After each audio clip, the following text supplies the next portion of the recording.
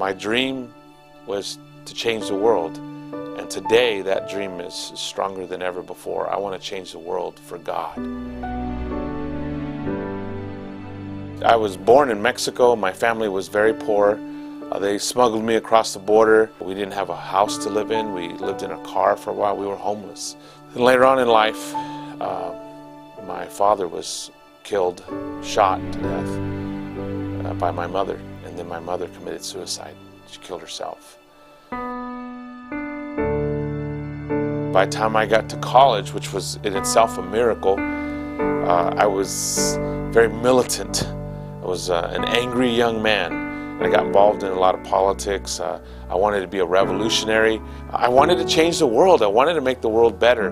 But even that got to a point where I got very disillusioned and tired of it. It just wasn't really making a difference the way I had hoped. And I'll never forget when I studied about Jesus for the very first time and I saw that he was the true revolutionary.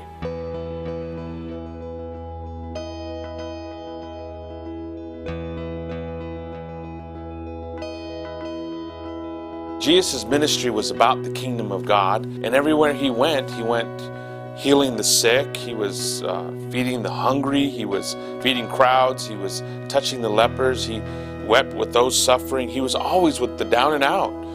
Our world is radically changing. Christianity in general is radically changing. Most denominations today are rapidly losing their memberships. The next generations that are coming up now have little or no interest in church, have little or no interest in being religious. And many interpret that as they're ungodly or unspiritual, but in fact, they do have a lot of interest in being spiritual, and they do have a lot of interest in making a difference. I started out very involved in the community. I became a Christian, got involved in a lot of other things, and got less and less involved in the community and serving the poor. And now I'm getting more and more involved again as part of preaching the gospel, as part of advancing the kingdom of God. These churches that have gotten in the community, that have projects helping the poor around the world, they're drawing younger people, because for many younger people, first they've got to see it in action. First they've got to see the love, and then they begin to understand it. And there's nothing more important to me than preaching the gospel, but the old adage is true that people don't care how much you know until they know how much you care. A hungry person is loved when they are fed. A hurting person feels loved when they're healed. A suffering person knows they are loved when they have hope again. God designed us all in such a way that we open our hearts to those who love us. In Luke 9, the apostles come to Jesus and they say, there's too many people, there's not enough food, send them away. And Jesus says, you give them something to eat.